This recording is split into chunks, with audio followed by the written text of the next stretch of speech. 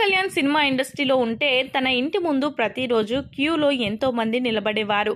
అడ్వాన్సులు పట్టుకొని నిర్మాతలు కథలు పట్టుకొని దర్శకులు వెంటపడి వేధించేవారు.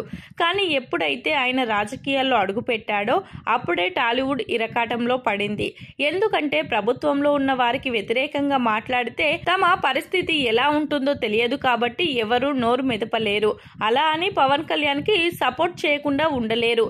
ఇలా కరవమంటే కప్పకు కోపం, విడవమంటే పాముకు కోపం అన్నట్లుగా ఉంది ఈ పరిస్థితి ఇప్పుడు టాలీవుడ్ ఇండస్ట్రీలో ఉన్న పెద్ద మనుషులందరికీ.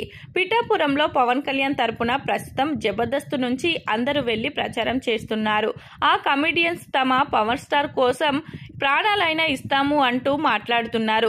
పవన్ కళ్యాణ్ కోసం ఇండస్ట్రీలో ఏ ఒక్కరూ ముందుకు వచ్చిన దాఖనాలు కనిపించడం లేదు. మెగా కాంపౌండ్ నుంచి తన సొంత అన్నయ్య కాబట్టి చిరంజీవి ఒక వీడియో సందేశాన్ని ఇచ్చాడు. బాబాయ్ కాబట్టి తన తండ్రి వీడియోని రామ్ చరణ్ షేర్ చేశారు. ఇక నాగబాబుకు ఎలాగో తప్పదు, ఎందుకంటే పార్టీలో ఒక పదవిలో ఉన్నాడు కాబట్టి. నాగబాబు కొడుకు అయిన వరుణ్ తేజ్ కి కూడా తప్పలేదు. ఎలాగైనా ఒకసారి ప్రచారం చేస్తే పని అయిపోతుంది కాబట్టి.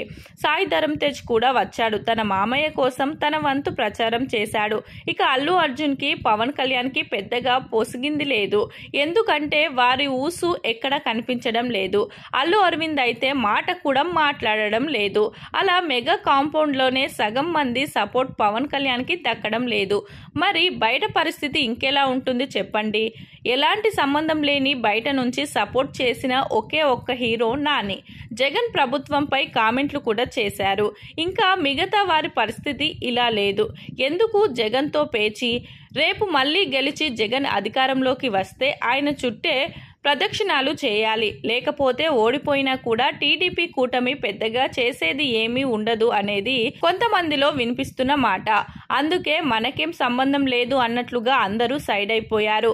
అందుకే పవన్ కళ్యాణ్ లాంటి స్టార్ హీరో వెనకాల టాలీవుడ్ నుంచి ఒక్క పెద్ద మనిషి కూడా లేడు. అందుకు పవన్ కళ్యాణ్ లో కూడా కొన్ని లోపాలు ఉన్నాయి. తనదైన ప్రపంచంలో తాను ఉంటాడు. ఎప్పుడూ ఎవరితో సరిగ్గా మాట్లాడడు.